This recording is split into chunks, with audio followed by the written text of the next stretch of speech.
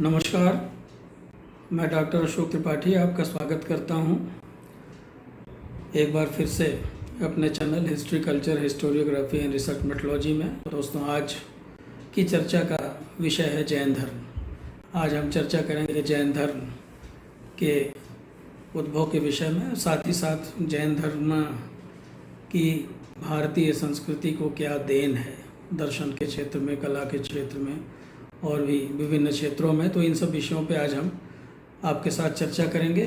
तो जैसा कि आप सब जानते हैं कि जैन धर्म एक अत्यंत प्राचीन धर्म है। जैन धर्मावलंबियों का कहना है कि 24 तीर्थंकरों ने समय समय पर इसका प्रचार प्रसार किया एवं महावीर उनके अंतिम तीर्थंकर थे।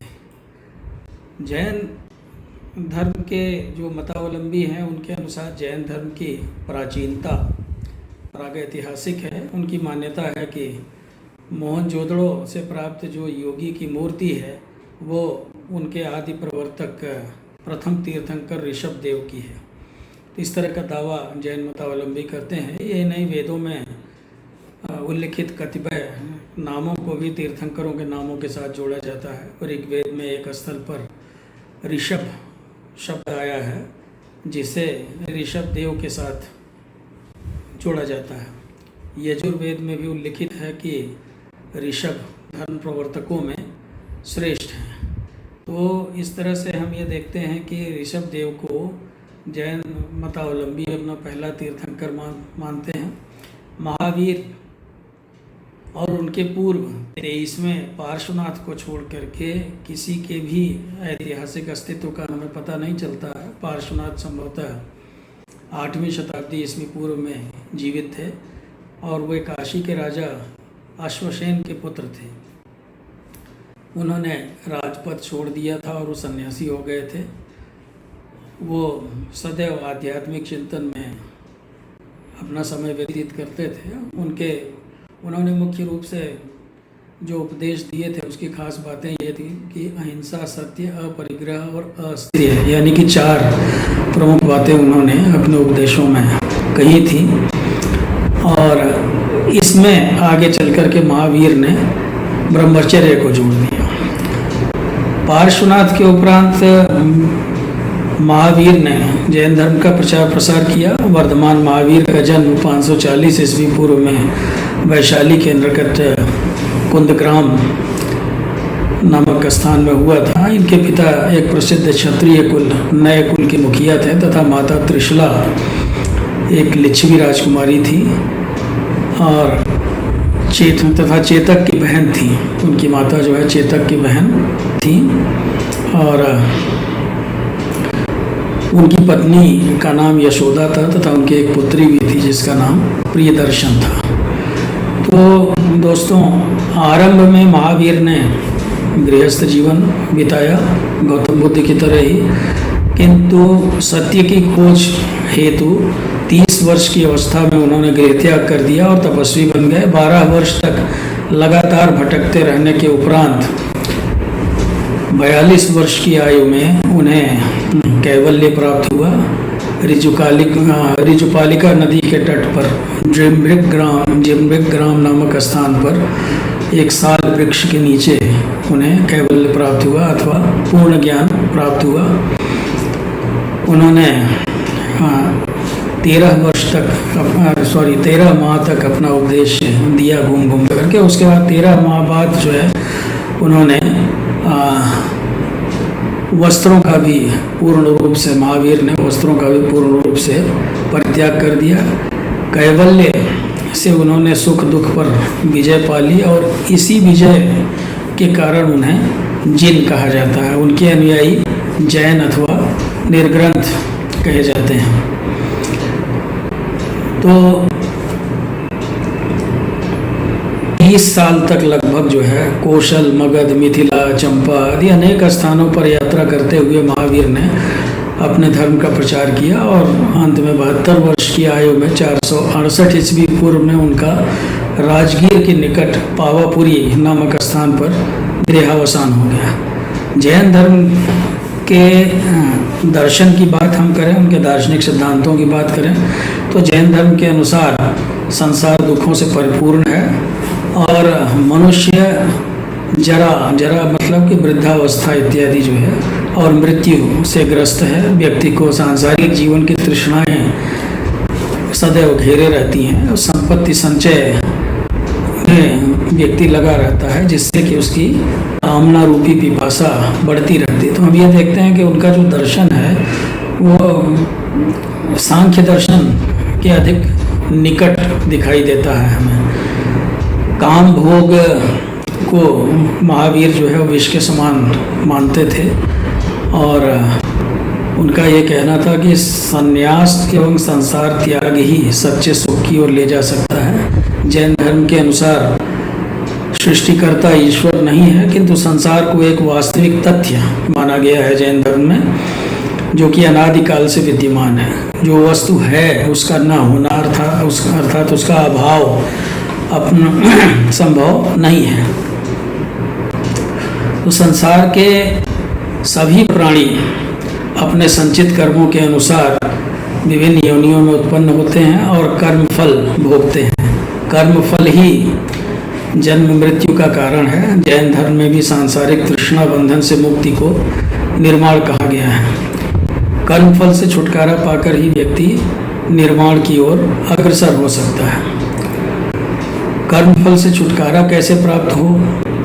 तो कर्मफल से छुटकारा प्राप्त होता है त्रिरत्नों के अनुशीलन से। जैन धर्म में त्रिरत्न बताए गए हैं। ये त्रिरत्न हैं सम्यक दर्शन, सम्यक ज्ञान तथा सम्यक आचरण। सत्य में विश्वास रखना ही सम्यक दर्शन है। सतरूप का शंका विहीन ज्ञान ही सम्यक ज्ञान है तथा सांसारिक विषयों से उत्पन्न सुख दुख के प्रति समभाव ही सम्यक आचरण है।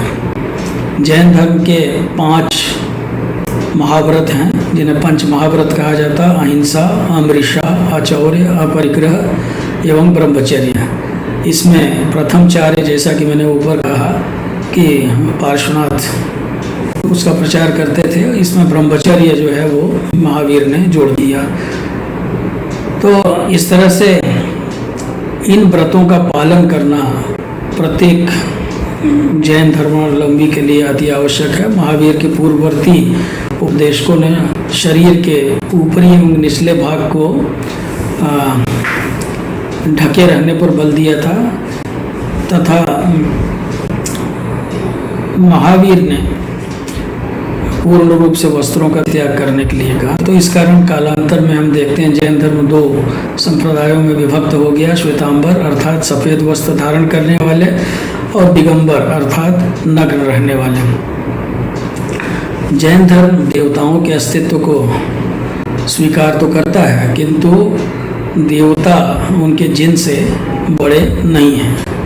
वर्ण व्यवस्था को जैन धर्म बुरा नहीं मानता। जैन धर्म वेदों में विश्वास नहीं करता था। यज्ञ अनुष्ठान इत्यादि को वे निरर्थक मानते थे और यही कारण और उसका कारण था पशु बलि।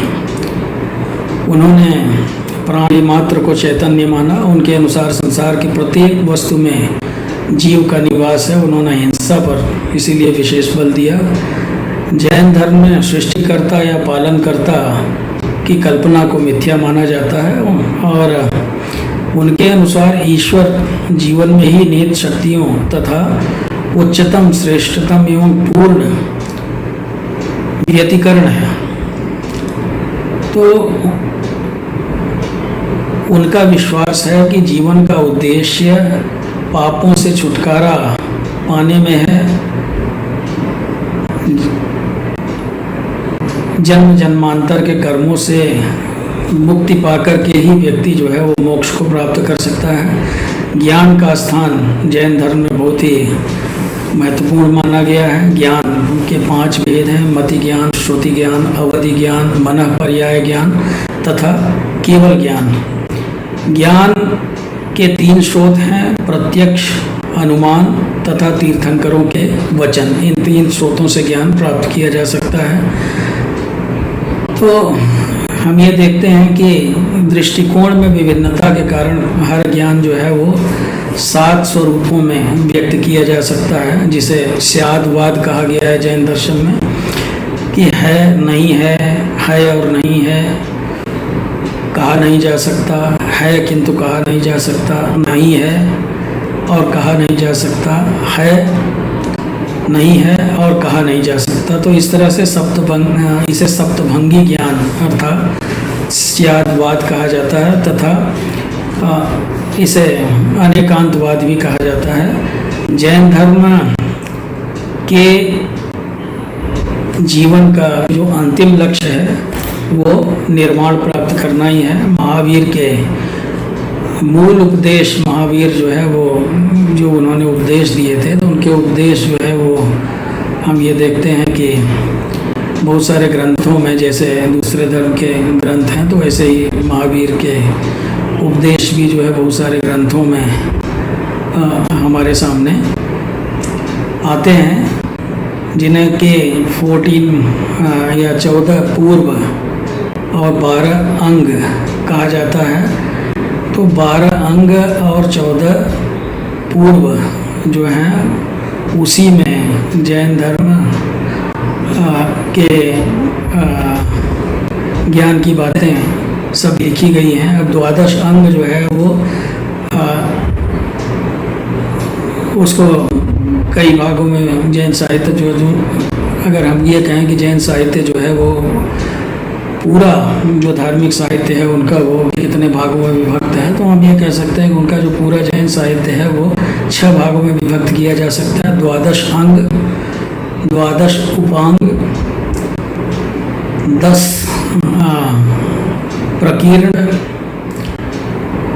और 6 छेद सूत्र, 4 मूल सूत्र और उसके अलावा कुछ विविध। तो इस तरह से जो है हम ये देखते हैं कि जैन धर्म जो है वो उसमें बहुत सारे ग्रंथ हमें प्राप्त होते हैं जिनमें कि उनका धार्मिक साहित्य या दार्शनिक साहित्य जो है वो हमें उपलब्ध होता है। तो जैन धर्म के प्रचार के लिए महावीर ने अपने अनुयायियों का एक संघ भी स्थापित किया था जिसमें स्त्री पुरुष दोनों को ही प्रवेश मिलता था। महावीर के अनुयायियों की संख्या बहुत अधिक थी और जो कि कुछ लोग जो है वो केवल 14,000 बताते हैं उनके अनुयायियों की संख्या, जो कि कोई बहुत बड़ी संख्या नहीं थी। लेकिन अगर देखा जाए तो बहुत सारे राजाओं महाराजाओं ने अपने समय में जैन धर्म को स्वीकार किया था, तो निश्चित रूप से काफ़ी बड़ी संख्या में लोग इसका अनुकरण करते रहे होंगे प्राचीन काल में भी। चूँकि जैन धर्म ने अपने को ब्राह्मण धर्म से स्पष्ट रूप से पृथक नहीं किया था, इसलिए आम जनता बड़ी संख्या में इस ओर नहीं झुकी। फिर भी दक्षिण एवं पश्चिम भारत में धीरे धीरे जैन धर्म का प्रचार प्रसार हुआ। कर्नाटक में जैन धर्म का प्रचार करने का श्रेय चंद्रगुप्त मौर्य को है, जो कि मौर्य वंश का प्रतापी सम्राट था। सम्राट ने जो है जैन धर्म को अपना लिया था और एक साधु के रूप में वो अपने जीवन के अंतिम दिनों में राज्य को त्याग करके दक्षिण भारत चला गया था भद्रबाहु के साथ और कर्नाटक में रहने लगा था। किंतु दूसरे स्रोतों से इस परंपरा की पुष्टि नहीं होती है। दक्षिण में हम देखते हैं और भी कई थे, दक्षिण में गंग और कदम राजवंशों का भी जैन धर्म में काफ़ी रुचि थी, इन राजवंशों के गंग कदम वंशों की, और इन्होंने उसको समर्थन दिया। दक्षिण में जैन धर्म के प्रचार का दूसरा कारण बताया जाता है कि महावीर के 200 साल बाद मगध में भीषण अकाल पड़ा, जो कि 12 साल तक चला। इसलिए सुरक्षा की दृष्टि से अनेक जैन आचार्य भद्रबाहु के नेतृत्व में दक्षिण चले गए और शेष जैन धर्मावलंबी स्थलभाव के नेतृत्व में मगध में ही रह गए। तो अप्रवासी जैनों ने दक्षिण में जैन धर्म का प्रचार प्रसार किया। अकाल समाप्त होने पर ये मगध वापस आ गए, किंतु स्थानीय जैनों से इनका मतभेद हो गया। मतभेदों को दूर करने के लिए पाटलिपुत्र में एक परिषद बुलाई गई, किंतु इस समय से दक्षिण के जैन दिगंबर और मगध के जैन श्वेतांबर कहलाए जाने लगे। कलिंग या उड़ीसा में जैन धर्म का प्रसार ईसा पूर्व 4वीं शताब्दी में हुआ एवं प्रथम सदी में इसे कलिंग के राजा खारवेल का संरक्षण प्राप्त हुआ। लगता है कि ईस्वी पूर्व 2री एवं 1ली शताब्दी में वह तमिलनाडु के दक्षिणी जिलों में भी पहुंच गया। बाद की सदियों में जैन धर्म का प्रचार मालवा, गुजरात और राजस्थान इत्यादि में हुआ। इन प्रदेशों में आज भी काफ़ी संख्या में जैन मतावलंबी रहते हैं, जो मुख्यतः व्यापार, वाणिज्य इत्यादि में लगे हैं। यद्यपि जैन धर्म को बौद्ध धर्म की तरह अधिक राज्य आश्रय नहीं मिला और आरंभ में इसका तेजी से प्रचार प्रसार भी नहीं हुआ, तथापि उन प्रदेशों में आज भी इसका अस्तित्व है जहाँ की इसका प्रचार प्रसार हुआ था। जैसे गुजरात में कुमारपाल एवं सिद्धराज का इसे समर्थन मिला था। दूसरी ओर बौद्ध धर्म जो है वो भारत से लगभग लुप्त प्राय हो गया, लेकिन जैन धर्म आज भी बना हुआ है। जैन धर्म ने भारतीय संस्कृति को कई अनमोल रत्न दिए। रूढ़िवादी वैदिक धर्म पर सर्वप्रथम अगर किसी ने करारी चोट की तो वो जैन धर्म ही था। आरंभिक जैनियों ने मुख्यतः ब्राह्मणों द्वारा प्रयुक्त संस्कृत भाषा को त्याग दिया। उन्होंने धर्मोपदेश के लिए उन्होंने आम जनता की भाषा या प्राकृत भाषा को अपनाया। जैन धर्म ग्रंथ अर्धमागधी भाषा में लिखे गए हैं और इस साहित्य का संकलन महान विद्या केंद्र बल्लभी गुजरात में एक स्थान है, बल्लभी में ईसा की 6ठी शताब्दी ईस्वी में हुआ था। जैनों ने प्राकृत भाषा के विकास में बड़ा महत्वपूर्ण योगदान दिया। इसी से शौरसेनी एवं मराठी भाषाओं का विकास हुआ है। जैनों ने अपभ्रंश में सबसे पहले महत्वपूर्ण ग्रंथों की रचना की और इस भाषा का पहला व्याकरण तैयार करने का श्रेय भी जो है वो जैनों को ही है। जैनों ने महाकाव्यों, पुराणों, कथानकों एवं नाटकों इत्यादि की रचना करके अपने साहित्य को समृद्ध किया है। दक्षिण में जैनों ने कन्नड़ भाषा के विकास में अपनी रचनाओं के माध्यम से बहुत योगदान दिया। तो भारत में आज भी जैन धर्म जो है वो काफ़ी इसके अनुयायी हैं आज भी। और जैन धर्म ने भारत के धर्मों में अत्यंत उन्नत और कल्याणकारी धर्म के रूप में अपना स्थान बनाया है। हालांकि यह धर्म भारत तक ही सीमित रह गया, ये अंतर्राष्ट्रीय धर्म नहीं बन पाया बौद्ध धर्म की तरह। फिर भी हम ये देखते हैं कि इस धर्म की भारतीय संस्कृति को अनुपम देन रही है और इससे भारतीय संस्कृति बहुत गहराई तक प्रभावित हुई है। जैसे सामाजिक क्षेत्र में जैन मुनियों ने जो है अपने व्यक्तिगत जीवन से उन्होंने कठोर तपश्चर्या वगैरह के माध्यम से और जो उन्होंने नैतिकता का पालन किया अपने जीवन में, जो वो कठोर साधना करते थे, तो इन सब का प्रभाव जो है वो भारत के समाज पर पड़ा और भारतीय लोग जो है वो जीव रक्षा, जीव सेवा इत्यादि की ओर प्रवृत्त हुए। और यही नहीं, पर्यावरण की सुरक्षा के लिए प्राचीन काल में पर्यावरण को सुरक्षित रखने के लिए बहुत जोर दिया जाता था। पर्यावरण की सुरक्षा के लिए भी जो है जैन धर्म ने काफ़ी काम किया और उनका यह मानना था कि प्रकृति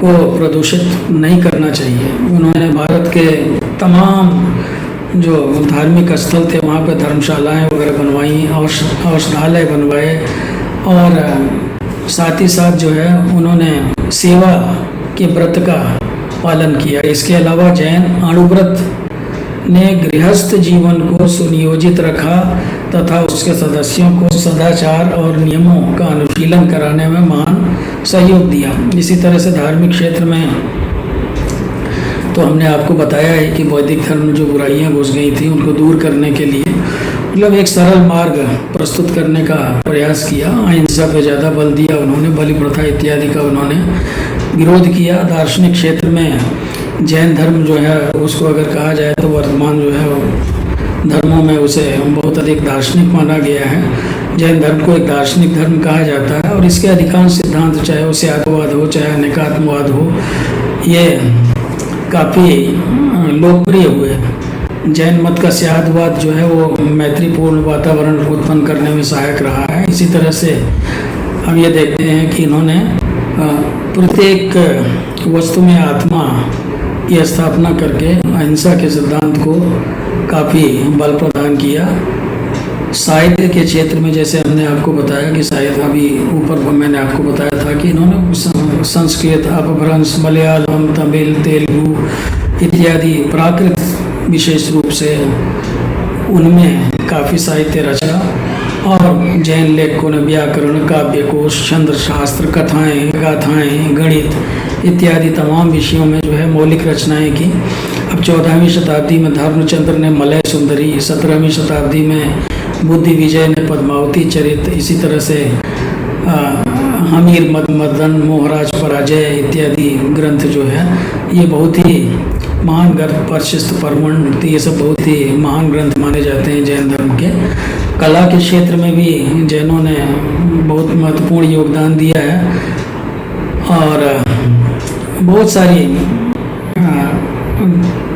गुफाएं जो जैनियों ने, जैन धर्म के मतावलंबियों ने निर्मित की, मंदिर, स्तूप, मूर्तियाँ इत्यादि जो है वो उच्च कोट की कलाकृतियाँ रही। अब उड़ीसा के पुरी जिले में उदयगिरी तथा खंडगिरी में सबसे प्राचीन बौद्ध गुफाएं हैं।